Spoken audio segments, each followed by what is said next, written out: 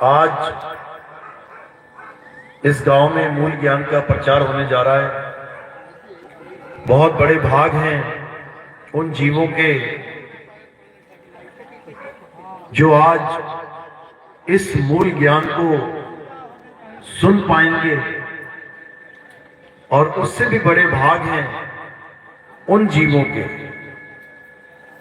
जो इस ज्ञान को थोड़ा सा भी समझ पाएंगे। क्योंकि कबीर साहब का जो मार्ग है वो बड़ा जटिल है, बड़ा अटपटा है। किनके लिए? जो विवेकी नहीं है। ये सब बाद में बात का काम होता है। बैठो। तो साहिब समझा रहे हैं कि ये जो ज्ञान है, मूल ज्ञान, ये ऐसा ज्ञान है कि जल्दी समझ में नहीं आता, लेकिन जिसको समझ में आ जाता है फिर उसके सारे भरम नाश हो जाते हैं। तो साहिब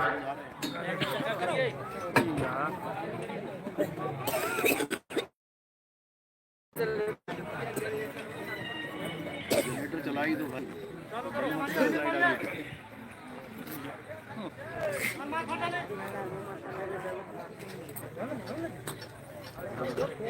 काट दिया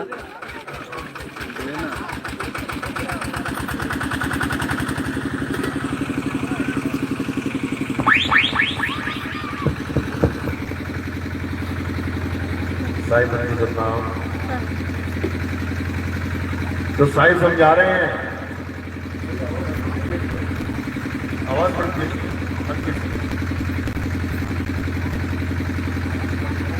आवाज थोड़ी सी तेज करो हल्की से। साहिब की सतनाम सतनाम। ठीक है। तो कह रहे हैं कि ये ज्ञान ऐसा ज्ञान है जिसको समझना एक आम जीव के बस की बात नहीं है। इस ज्ञान को समझने के लिए आपके पास बहुत ज्यादा विवेक होना चाहिए, तब समझ में आएगा।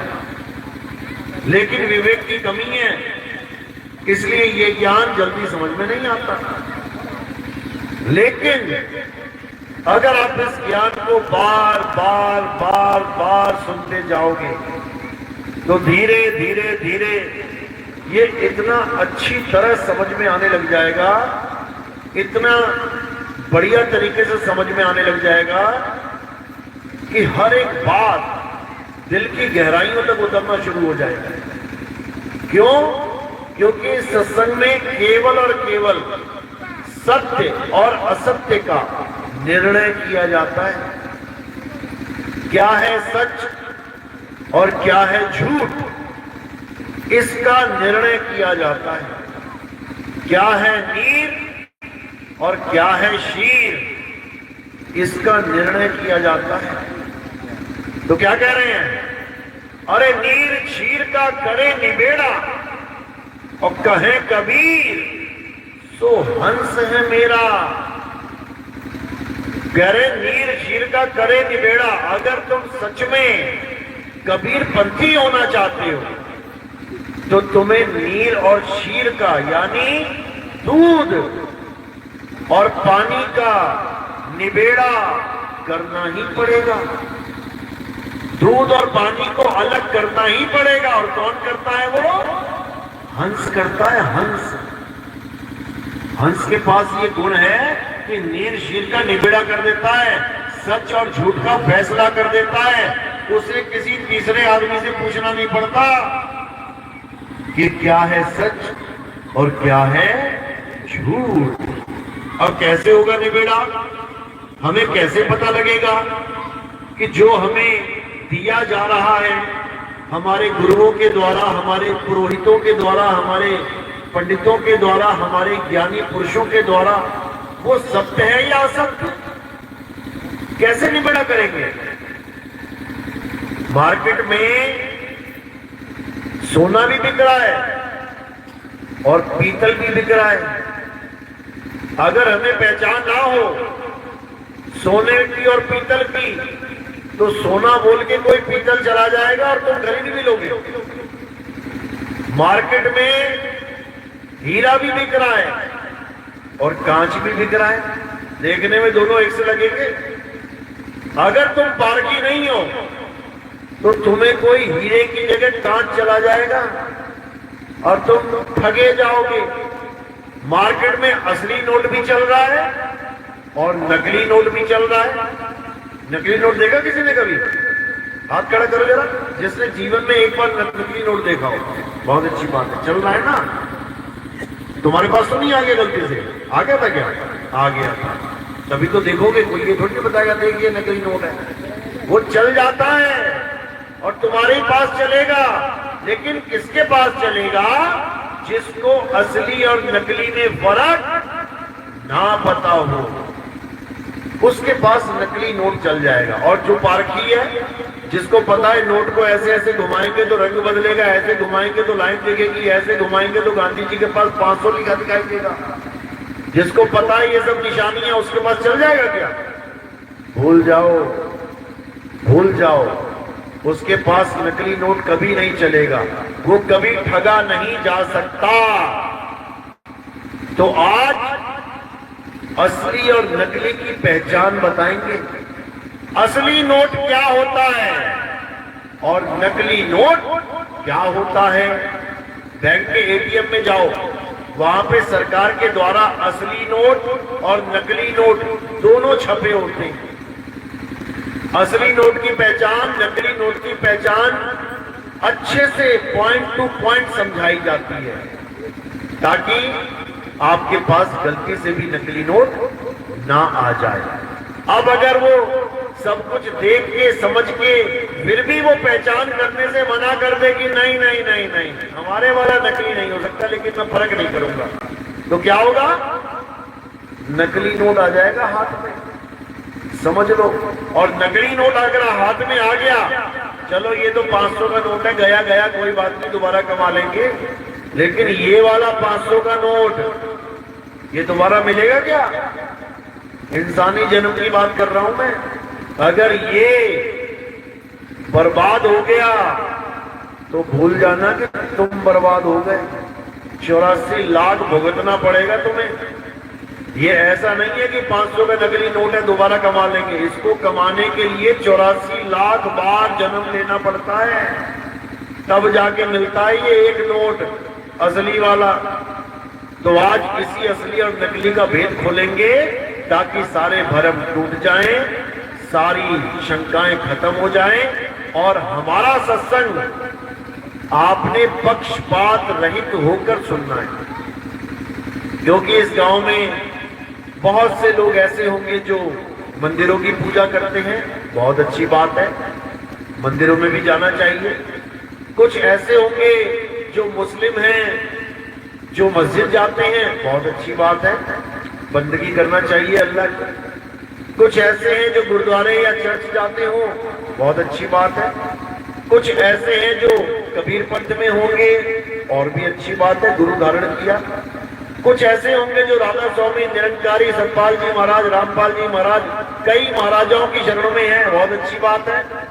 जीवन में गुरु धारण करना चाहिए, कोई बुराई नहीं है। लेकिन सब कुछ करने के बाद भी अगर जन्म मरण से मुक्ति ना हो पाए, तो मेरे भाई उस गुरु धारण करने का फायदा क्या हुआ? क्या फायदा हुआ? तुमने कुआं खुदवाया, 100 फुट खुदवा दिया, बहुत अच्छी बात है, लेकिन उसमें पानी ना निकले, तो उस कुएं को खुदवाने का, इतना पसीना बहाने का, इतना पैसा फूकने का फायदा क्या है? आज इसी पे विचार करेंगे। तो हमारा मुद्दा क्या है आज का? सत्य और असत्य। बस मैं तुम्हें दोनों नोट के बारे में बताऊंगा। असली ऐसा होता है, नकली ऐसा होता है। तुम खुद ही समझ जाना कि तुम्हारे जेब में असली है कि नकली है। किसी का नाम लेने की जरूरत नहीं पड़ेगी, किसी का विरोध करने की जरूरत नहीं पड़ेगी। बात केवल सत्य और असत्य की है। समझ जाओगे तो अच्छी बात है, ये जन्म सफल हो जाएगा। नहीं समझोगे तो और भी अच्छी बात है। क्यों? क्योंकि कुम्हार मिट्टी खोदेगा तो ढोएगा कौन? किसान खेत जोतेगा तो जोतेगा कौन? कौन जोतेगा? बैल जोतेगा। अब बैल कहां से आएगा? हम ही तुम लोगों को बैल बनाया जाएगा। कुमार की मिट्टी कौन ढोएगा? गधा ढोएगा। इस दुनिया में गधा भी तो है ना। किसने बनाया उसे गधा? जिसने उसे गधा बनाया है, तुम्हें बनाने में 2 मिनट लगेंगे। समझ लो, जो उसको गधा बना सकता है तुम्हें भी बना सकता है। तो जो सत्य का निर्णय नहीं कर पाते वो गधे ही बनते हैं। वो गधा ही बनेगा। गधा का मतलब क्या है? गा से गलत और धा से धारणा। जो गलत धारणा लेके बैठा हुआ है, जो परमात्मा की जगह काल भगवान की पूजा में लगा हुआ है, जो परमात्मा के सतनाम को छोड़ के असत्य नाम में लगा हुआ है, जो सत्य को छोड़ के असत्य में जुड़ा हुआ है, वो गलत धारणा लेके बैठा है जीवन में। गधा ही बनना पड़ेगा उसको। तो आज का सत्संग शुरू करने से पहले परमपिता परमात्मा के नाम पे जयकारा लगाएंगे। बोलिए परमपिता परमात्मा की। सदगुरु बंदी छोड़ कबीर साहिब की। सदगुरु मदनपति साहिब की। सदगुरु राम अनुराग साहिब की। सदगुरु राम सेवक साहिब की। सदगुरु वैराग साहिब की। सभी संतों की, सभी भक्तों की, इस गांव नगर बस्ती की, आज के आनंद की, सकल हंस को बंदगी साहेब बंदगी सतनाम। तो मुद्दा है सत्य और असत्य। मुद्दा ये नहीं है कि हिंदू कौन है, मुसलमान कौन, सिख कौन, ईसाई कौन, कबीरपंथी कौन, नॉन कबीरपंथी कौन। मुद्दा ये नहीं है।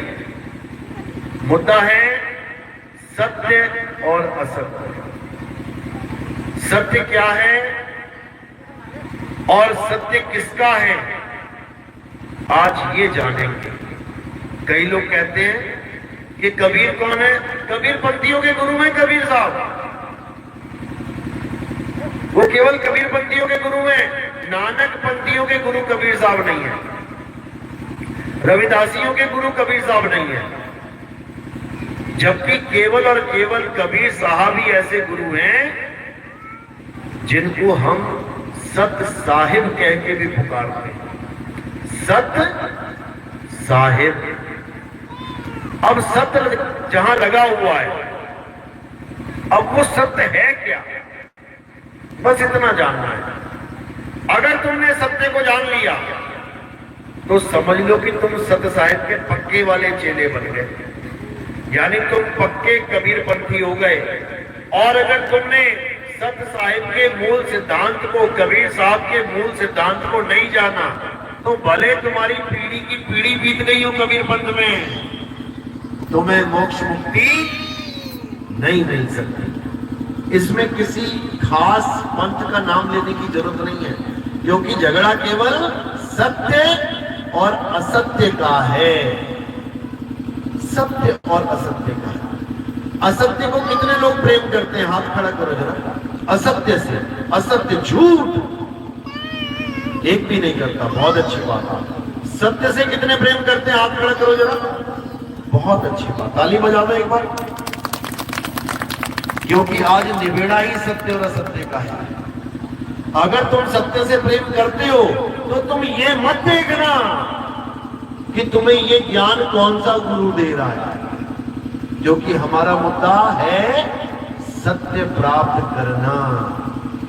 हमारा गुरु कोई भी हो, अगर वो सत्य नाम दे रहा है तो वो हमारा हितैषी है, हमें प्रेम करने वाला है, हमारी मुक्ति का कारण बन जाएगा वो। और अगर हमें असत्य नाम दे रहा है, झूठा नाम दे रहा है, करवा देगा मुक्ति? कभी नहीं करवा सकता, कभी नहीं। लेकिन दुविधा ये है कि इस संसार में एक भी गुरु ऐसा नहीं है जो तुम्हें ये कह दे कि मैं झूठा गुरु। समझे? कबीर साहब कहते हैं इस संसार में कोई बिरला होता है जिसको हम सतगुरु कहेंगे, लेकिन दुविधा यह है कि इस संसार में कोई बिरला होता है जिसको हम झूठा सिद्ध करें। सारे ही सतगुरु बने बैठे, सभी सतगुरु हैं। किसी के भी चेले से पूछ लो, हाँ जी आपका गुरु सतगुरु है या झूठा गुरु है, देखो फिर क्या कहता है, अरे झूठा होगा तेरा, हमारे वाला तो सतगुरु है। लेकिन कैसे पता लगे सतगुरु है कि झूठा गुरु है? माथे पे लिखा होगा क्या? नोट पे तो पता लग गया, देख के गुरु की शक्ल देख के पता लगेगा कि झूठा है कि सच्चा। सतगुरु होता क्या है, डेफिनेशन क्या है, आज उस पे विचार करेंगे। तो कबीर साहब की डिक्शनरी में सतगुरु का मतलब क्या होता है? कहते हैं सतगुरु सोई सतनाम बतावे, बाकी गुरु कोई काम न आवे। कबीर साहब कह रहे हैं सतगुरु वो है जो तुम्हें सतनाम से जोड़ दे।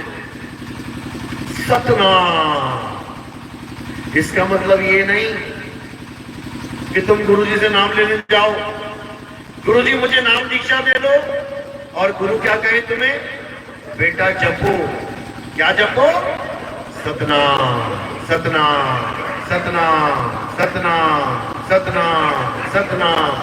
अगर तुम ये जपने लग गए ये सोच के कि ये सतनाम ही है, तो मेरे भाई जीवन बर्बाद हो जाएगा।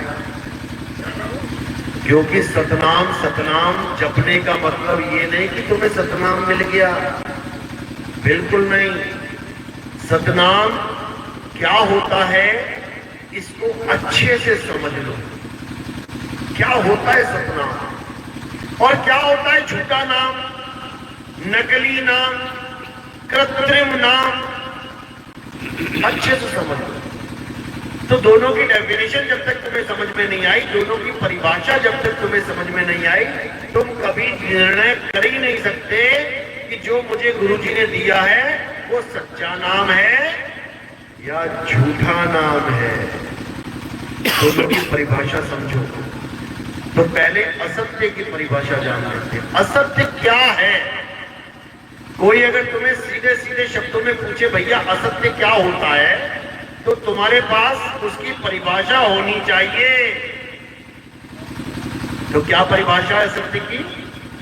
जो जन्मता है और मर जाता है वो असत्य है। असत्य है।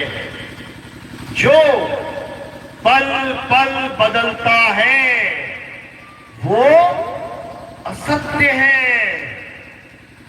जो सदा एक सा नहीं रहता, जो सदा एक रस नहीं रहता वो असत्य है। किसी पंथ का नाम लेने की जरूरत पड़ी? किसी भगवान का नाम लेने की जरूरत पड़ी? किसी गुरुजी का नाम लेने की जरूरत पड़ी? किसी का भी नाम लेने की जरूरत पड़ी? नहीं। क्यों? निबेड़ा सत्य और असत्य का हो रहा है। सतगुरु तो तभी बनेंगे ना जो तुम्हें सच्चा व्यापार करवा देगा। हम हैं व्यापारी सत्य नाम के, अमर नगर मारो गांव, कोई ले लो जी, ले लो सत साहिब का नाम। यानी हम अमर लोक से आए हैं चल के, और कौन सा व्यापार करने आए हैं? सत्य का व्यापार। हम सत्य ही देते हैं लोगों को, लेकिन सत्य क्यों देते हैं? क्योंकि मार्केट में असत्य भी चल रहा है। इसलिए हम असत्य से छुड़वा के सत्य का शब्द देते हैं, सतनाम देते हैं। सतनाम, सत्य यानी सच्चा, नाम यानी गुरु मंत्र। जो तुम नाम लेने जा रहे हो तो एक हो गया सतनाम यानी सच्चा नाम, और एक हो गया असत नाम यानी झूठा नाम। असत्य नाम यानी झूठा नाम, सत्य नाम यानी सच्चा नाम। अब दोनों में फर्क क्या है? कैसे पता लगेगा कि जो मेरे गुरुजी ने दिया है वो सच्चा नाम है कि झूठा नाम है? तुम भिंडी लेने गए, तुम टमाटर लेने गए, तुम कद्दू लेने गए, और तुम तरबूज लेने गए, पूछते हो कि नहीं पूछते एक बार, भैया मीठा तो होगा ना? कभी लिया है तरबूज? कभी तरबूज लिया है? क्या पूछा उससे? भैया मीठा तो होगा ना? क्यों पूछा? क्या कारण है? क्योंकि तुम कभी घाटे का सौदा नहीं करना चाहते। तुम चाहते हो अगर मैं 100 रुपए की कोई चीज लेके आ रहा हूं तो वो अच्छी ही मिले, बेकार ना मिल जाए। समझ लो, तुम कोई भी चीज लेने जाते हो मार्केट में, क्या पूछते हो? भैया चलेगी तो ठीक ठाक ना, सही से तो चलेगी, दिक्कत तो नहीं आएगी? तुम्हारा विश्वास पक्का करने के लिए वो 1 साल की गारंटी लेटर पकड़ा देता है कि बेटा तू चिंता मत कर, तू लेके जा, कैसे भी 1 साल के अंदर खराब हो जाएगी तो आ जाना मेरे पास। तुम्हें सांत्वना देने के लिए कि 1 साल तक चिंता मत कर, और 1 साल 1 दिन हो गया ना, फिर चिंता ही चिंता हो जाएगी तुम्हें, क्योंकि वारंटी कार्ड भी खत्म हो गया। क्योंकि ये दुनियावी वस्तु है, असत्य है, रोज बदल जाती है, इसीलिए वारंटी दी जा रही है 1 साल की कि 1 साल तक अगर बिगड़ जाए तो मेरे पास आ जाना, और उसके बाद कोई गारंटी नहीं। क्यों? असत्य है। क्या तुम्हें कभी ऐसा कार्ड मिलेगा कि ले जाओ सोना, अगर 1 साल के बाद ये पीतल हो गया तो मेरे पास ले आना? ऐसा कार्ड मिल गया ना अगर, तो तुम वहीं धर दोगे उसको। तुम कहोगे यार ऐसा कैसे हो सकता है, मैं सोना लेके जाऊंगा तो 1 साल के बाद पीतल कैसे हो जाएगा? हो जाएगा। कैसे? तुम परख मत करना, तुम्हें पीतल ही पकड़ाएगा वो, और 1 साल के बाद जब तुम उसको टेस्ट करवाओगे तो क्या निकलेगा? वो पीतल ही निकलेगा। 1 साल तो तुमने केवल इस तसल्ली में बिता दिया कि हाँ अगर गड़बड़ हुई तो ये वापस हो जाएगा, लेकिन यहां पर तो मौका मिल गया तुम्हें 1 साल का, लेकिन इस इंसान जन्म में नहीं मिलेगा। कोई गुरु तुम्हें नाम देते हो ये नहीं कहेगा जा बेटा 1 साल तक तू मरेगा नहीं, खूब नाम जप। है कोई ऐसा गुरु जो तुम्हें 1 साल छोड़ो 1 दिन की गारंटी दे दे? कहने को कह देगा नहीं मरोगे, लेकिन 1 पल का भरोसा नहीं, यहां क्या हो जाए समझ लो। तो क्या करना है? ठगे नहीं जाना है, परख करनी है कि हमें जो मिला है वो सत्य है या नहीं है। किसी के साथ वैर विरोध नहीं है हमारा, सब मालिक के बच्चे हैं, गुरुजन भी मालिक के बच्चे हैं, चेले भी मालिक के बच्चे हैं। बता दो कोई शैतान का बच्चा है? सब मालिक के बच्चे हैं, सब साहिब के बच्चे हैं, परमात्मा के बच्चे हैं, अपने परमात्मा को खोजना चाहते हैं। किसी ने मंदिर का रास्ता अपना लिया, किसी ने मस्जिद का, किसी ने गुरुद्वारे का रास्ता अपना लिया, किसी ने चर्च का, किसी ने नदियों में रास्ता अपना लिया, नदियों की पूजा कर रहे हैं, परिक्रमा कर रहे हैं, किसी ने पहाड़ों की परिक्रमा कर रहे हैं, लेकिन लक्ष्य सबका एक है। लक्ष्य सबका एक है, और उस लक्ष्य पे पहुंचा भी केवल एक ही तरीके से जा सकता है। 2, 4, 5, 7, 10 तरीके नहीं है, एक ही तरीका है, लेकिन कोई उस तरीके को जान नहीं पाया, इसलिए स्वयं बंदी छोड़ को आना पड़ा। कबीर साहब को आना पड़ा वो तरीका बताने के लिए, वो रास्ता बताने के लिए, वो नाम सतनाम देने के लिए। समझ लो। तो कबीर साहब क्या समझा रहे हैं कि सतगुरु सोई सतनाम बतावे, बाकी गुरु कोई काम ना आवे। किसी का नाम लेने की जरूरत पड़ी क्या? किसी गुरु का, किसी पंथ का? बिल्कुल नहीं, क्योंकि सतगुरु के पास एक ही काम है, सतनाम का लखाव कराना। अब ये सतनाम क्या है इसको बाद में डिस्कस करेंगे, पहले असत्य नाम को जान लेते हैं। असत्य की तो असत्य की तीन पहचान बता दी गई। पहली पहचान जो पैदा होता है और मरता है, जैसे ये शरीर सबका पैदा हुआ ना, सबका एक दिन खत्म हो जाएगा। तो ये शरीर सत्य है या असत्य है? क्या है? असत्य है। ये शरीर खत्म होगा, असत्य है। किसका असत्य है? मेरा? सबका? केवल चेलों का या गुरुओं का भी? सबका। कोई ऐसा गुरु है जो मरे ना? कोई ऐसा गुरु है जिसको 4 लोग उठा के नहीं लेके जाएंगे, जो खुद ही कह देगा यार मेरा टाइम आ गया, चल मैं शमशान जा रहा हूं? कोई ऐसा गुरु है जो कहे मेरा समय आ गया है, अब शमशान तुम क्यों लेके जाओगे, मैं खुद ही चलता हूं, वहां जाके प्राण त्याग दूंगा? क्या तुम्हारी नजर में ऐसा कोई गुरु आज तक देखा? हाँ या ना? नहीं। इसका मतलब गुरु को भी नहीं पता कि मेरा समय कब आने वाला है। समझ लो, पहले तो इसको समझ लो। तुम्हारी तो कुछ भी नहीं जानता, वो खुद की भी नहीं जानता कि मेरा समय कब आने वाला है। तो दोनों का शरीर क्या है, सत्य या असत्य? असत्य। इसके ऊपर साहिब ने वाणी क्या बोली? ये तन विष की बेलरी, गुरु अमृत की खान, शीश दिए जो गुरु मिले तो भी सस्ता जान। ये तन विष की बेलरी। क्यों बोला विष की बेलरी? क्या ये जहर है क्या? क्या आपका शरीर जहर है? तो विष की बेलरी क्यों बोला? क्यों बोला? क्योंकि इस काया के अंदर से जो कुछ भी निकलता है वो ग्रहण करने योग्य नहीं है। इस काया में कितने दरवाजे हैं? 9 दरवाजे खुले हुए हैं। उन 9 दरवाजों में से जो कुछ भी निकल रहा है तुम खा सकते हो क्या? 9 दरवाजे पता है क्या होते हैं? 2 आंखें, 2 कान, नाक, मुख और नीचे 2 लिंगुदा का छेद। इसमें से जो कुछ निकलता है क्या तुम उसे ग्रहण कर सकते हो? बिल्कुल नहीं। उसको जहर के समान बोला है। किसके निकलता है? केवल चेले के या गुरु के भी? सोच लो, समझ के बोलना ये बात। सभी के, यानी दोनों की देह क्या है?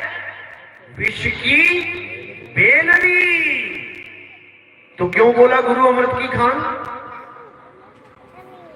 झूठे पड़ गए ना? पड़ गए झूठे। ये तन विष की बेलरी, गुरु अमृत की खान।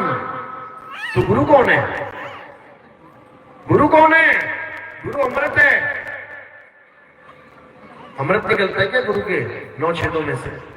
क्या निकलता है? गुरु खा सकता है 9 छेदों में से निकली हुई चीज? तो फिर वो भी विषय हो गई, अमृत कहां से हो गई? फिर वो भी विषय है। ये तन विष की बेलरी और गुरु अमृत की खान, शीश दिए जो गुरु मिले तो भी सस्ता जान। अच्छे से समझ लेना इस वाणी का क्या अर्थ है, तुम्हारे भ्रम दूर हो जाएंगे। जो संसार में गुरु बैठे हैं ना, जो अपने तन को ही सतगुरु मान बैठे हैं कि हमें अचला लंगोटी मिल गई, हमें सब कुछ मिल गया, अब तो हम ही सतगुरु बंदी छोड़ कबीर हो गए। गलत फहमी मत रहना मेरा भाई। वो काल जब घसीटेगा ना तो वो 84 में घसीटता है सीधा। साहिब इशारा कर भी रहे हैं।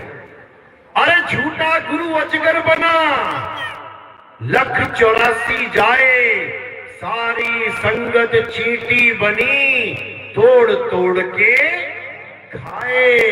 गुरु जी का ये हाल हो जाएगा। लेकिन कब होगा? जब गुरु को सत्य का ज्ञान ही नहीं होगा तब होगा।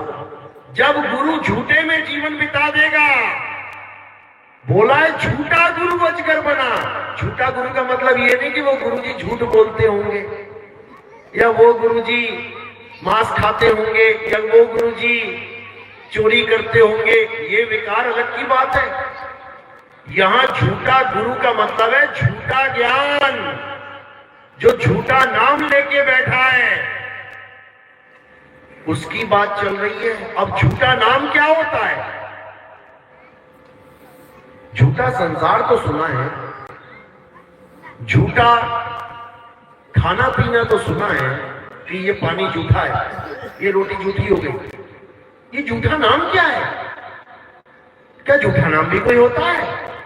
करोड़ों नाम है संसार में, इनसे मुक्ति ना। करोड़ों नाम है संसार में, इनसे मुक्ति ना होए। पर क्यों ना होए? कारण क्या है? हमने तो सुना है नाम जप के मुक्ति हो जाए, कोई कुछ नाम दे रहा है, कोई कुछ नाम दे रहा है। 1,00,000 गुरु बैठे हैं तो 1,00,000 तरह के ही नाम चल रहे हैं। लेकिन कबीर साहब ने सब पे पोछा फेर दिया कि करोड़ नाम संसार में, इनसे मुक्ति ना होए तो फिर ये गुरु क्यों बैठे हुए भाई? ये इतने गुरु बनके क्यों बैठे हैं? जब उन नामों से मुक्ति हो ही नहीं रही है तो गुरु पद पे बैठने की जरूरत क्या पड़ गई? अब कौन से नाम से मुक्ति नहीं हो रही है ये समझ लो। कौन से नाम से? हिंदी के नाम, अंग्रेजी के नाम, पंजाबी के नाम, उर्दू के नाम, जर्मन के नाम, चाइनीज भाषा के नाम, जापानी के नाम, स्पेनिश के नाम, डच के नाम, फ्रेंच के नाम, पुर्तगीज के नाम, दुनिया भर की भाषाओं के नाम है। हर देश में अलग अलग भाषाओं के नाम चल रहे हैं। हमारे यहाँ कौन से चलते हैं? कौन सा नाम मिला था तुम्हें गुरु जी से? कौन सी भाषा में? हिंदी भाषा में। क्यों मिला? क्योंकि चेला भी हिंदी और गुरु जी भी हिंदी। हिंदी वाले ने हिंदी वाले को हिंदी पढ़ा दी और वो संतुष्ट हो गया कि बस अब हमें नाम मिल गया। कुछ नहीं मिला, कुछ नहीं मिला। समझ लो, अब ये हिंदी भाषा आई कहां से, ये नाम आए कहां से, इसको भी जान लो। तो ये नाम कहां से आए हैं जो गुरु लोग तुम्हें देते हैं? इनकी पैदाइश कहां से होती है जान लो। कैसे पैदा होते हैं ये नाम? एक नाम है आदि मानव। किस किसने सुना है? हाथ खड़ा करो। आदि मानव। जो पढ़े लिखे लोग हैं ना, जिन्होंने 5वीं 6वीं 7वीं तक भी पढ़ा है, उनके इतिहास में आ जाएगा ये आदि मानव का लेसन। आदि मानव कौन थे? आदि मानव इंसानों का वो रूप था जो जानवरों के साथ मैच करता था, यानी जानवरों की तरह जीता था। दिखने में आदमी जैसे थे लेकिन सब जानवर की तरह रहते थे, खाते थे, पीते थे। आप सब सहमत हैं? उनके पास कपड़े नहीं थे, उनके पास खेती बाड़ी नहीं थी, उनके पास मकान दुकान नहीं था, उनके पास नोट खजाना पैसा नहीं था। क्या था? अकेला नंगा शरीर। जैसे कुत्ते के पास क्या है? नोट खजाना है, मकान दुकान है, क्या है उसके पास? केवल अपना शरीर लेके टहल रहा है बेचारा गलियों में। ऐसे आदि मानव भी टहलते थे। तो धीरे धीरे क्या हुआ? आदि मानव ने शिकार करना सीखा। जानवरों को देख देख के कि शेर आया, हिरण को गिराया, मांस खा के चला गया। जो थोड़ा बहुत बचा वो आके आदि मानव खा के देख रहा, हाँ बढ़िया चीज है खाने वाली। जानवरों की तरह खाना शुरू कर दिया, कच्चा मांस। उसके बाद क्या हुआ? धीरे धीरे धीरे शिकार करते करते, पत्थर फेंकते फेंकते रात में 2 पत्थर टकराए और वहां पे चिंगारी निकली। किसको पता है ये बात? पढ़ा है ना? आग की खोज कैसे हुई? 2 पत्थरों के टकराने पे खोज हुई। वो आदि मानव की पहली खोज थी। हमने तुमने नहीं खोजी आग। किसने खोजी? आदि मानव ने। केवल इंडिया के आदि मानवों ने या अमेरिका वालों ने भी? जर्मन वाले, जापान वाले अंधेरे में रहते थे क्या? सबने खोजी। जिसकी बुद्धि विकसित होती रही उसने खोजी। उसके बाद क्या फायदा हुआ आग जला के? अब वो कच्चे मांस को पका के खाने लगा। अब वो जानवरों को डराने लगा। आज भी मशाल से जानवर डरते हैं, तुम आग लेके जाओ भागेंगे आगे आगे। तो यानी कि उसने सबके ऊपर अपनी सत्ता जमाने के लिए आग का यूज कर लिया। बहुत अच्छी बात है। आगे क्या हुआ? जब उसने आग की खोज करी तब वो ये नहीं जान पाया कि इसका क्या नाम है। जो चीज मैंने खोजी है इसका नाम क्या है? क्यों नहीं जान पाया? कारण क्या था? क्योंकि अभी उसने अक्षरों की खोज नहीं की थी। उसको पानी भी दिख रहा था, पेड़ भी दिखता था, शेर भी दिखा, चीता भी दिखा, घोड़ा घड़ियाल भी दिखा, लेकिन उसने कभी ये नहीं जाना कि मैं इसको कहूं क्या। जैसे कुत्ते ने बत्तख को देखा तो क्या बोलेगा, श्रीमती जी कहां घूम रही हो? कुछ नहीं बोलेगा, बस देखेगा बत्तख टहल रही है।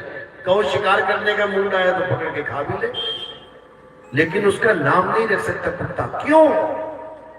क्योंकि उसके पास अक्षर नहीं है। अब आदि मानव ने क्या किया, धीरे धीरे धीरे जब ये बुद्धि जागृत होने लगी, उसने अक्षर बनाने शुरू कर दिए। कहां बनाए? फैक्ट्री में। अक्षर कहां बनाए उसने? कहां बनते अक्षर? कहां बनते? अरे मुंह में बनते हैं अक्षर।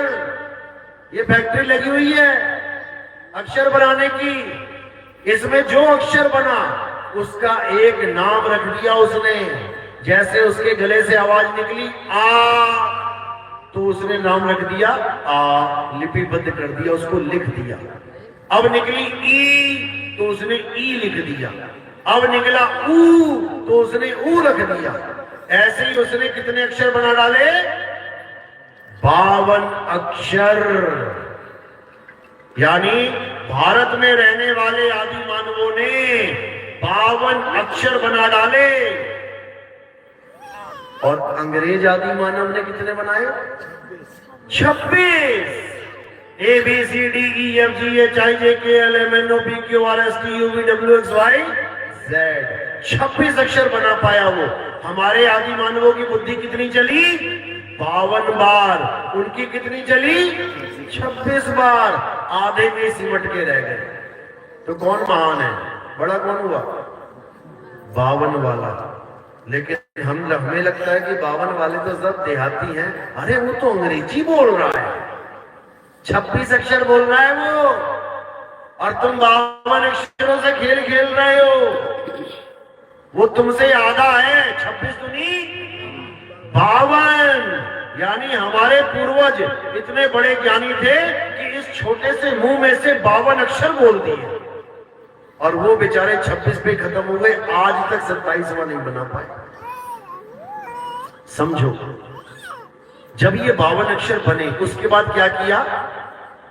हिंदुस्तान में रहने वाले आदि मानवों ने जो भी चीज दिखाई दी उसका एक नाम रखना शुरू कर दिया, और नाम रखने के बाद सबको वही ज्ञान पढ़ाना शुरू कर दिया।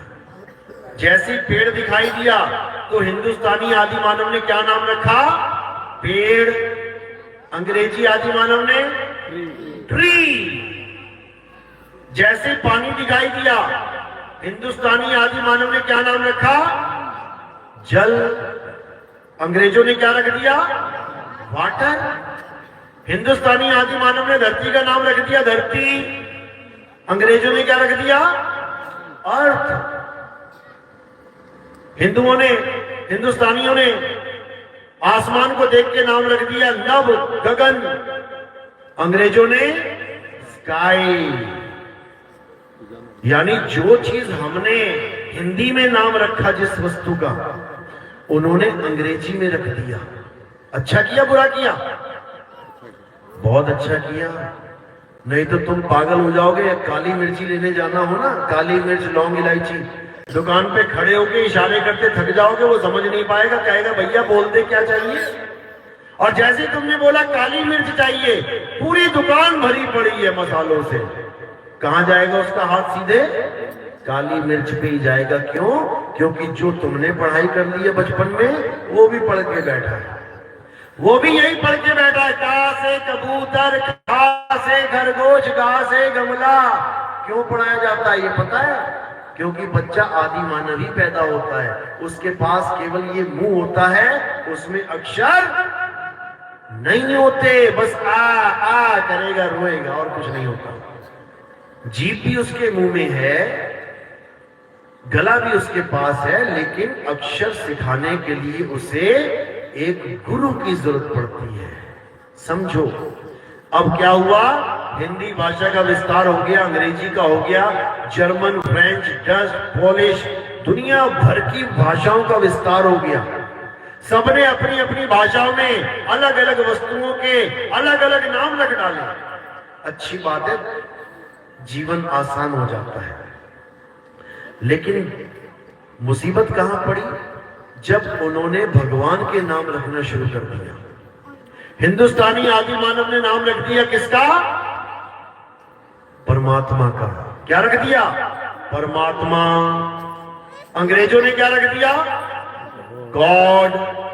मुसलमानों ने क्या रख दिया? अरबियों ने अल्लाह। सिखों ने क्या रख दिया? वाहिगुरु, सत श्री अकाल। सबने अलग अलग नाम रख दिया। यहां तक तो ठीक है, चलो कोई बात नहीं, पानी के भी अलग अलग नाम रखे गए हैं। जल, वाटर, नीर, तोए, पानी, 5 तो यही है। बाकी तुम जितने देशों में जाओगे तुम्हें हर जगह अलग नाम सुनाई देगा, हर जगह अलग नाम सुनाई देगा। अब क्या करना है? पानी एक है, वो एक तत्व है। वो तत्व कितने मॉलिक्यूल से बना है? कितने? 2 मॉलिक्यूल से। कौन कौन से? हाइड्रोजन और ऑक्सीजन। हाइड्रोजन के कितने मॉलिक्यूल हैं? हाइड्रोजन के 2 और ऑक्सीजन का 1, जिसको हम कहते हैं H2O। अब ये जो H2O है, ये पानी है असल में। इसका नाम हमने रख दिया है पानी, लेकिन जो पानी है असल में क्या है? H2O है। किसी तालाब में देख लेना, किसी नदी में देख लेना, समुद्र में देख लेना, तुम्हें जहां भी वो तत्व दिखाई दे तुम उसका परीक्षण करवा लेना, तुम्हें यही पता लगेगा कि ये H2O है। वो नाम चाहे किसी ने भी कोई रख दिया हो, चाहे हिंदुओं ने रख दिया उसका पानी, अंग्रेजों ने रख दिया वाटर, लेकिन निकलेगा वो H2O। अब दुविधा क्या है कि प्यास पानी से बुझेगी, लेकिन पानी हो गए तुम्हारे पास 2। प्यास वाटर से बुझेगी, लेकिन वाटर हो गए तुम्हारे पास 2। प्यास जल से बुझेगी, लेकिन जल हो गए तुम्हारे पास 2। कैसे? एक पानी तो तुम्हारे मुंह से बाहर निकल रहा है,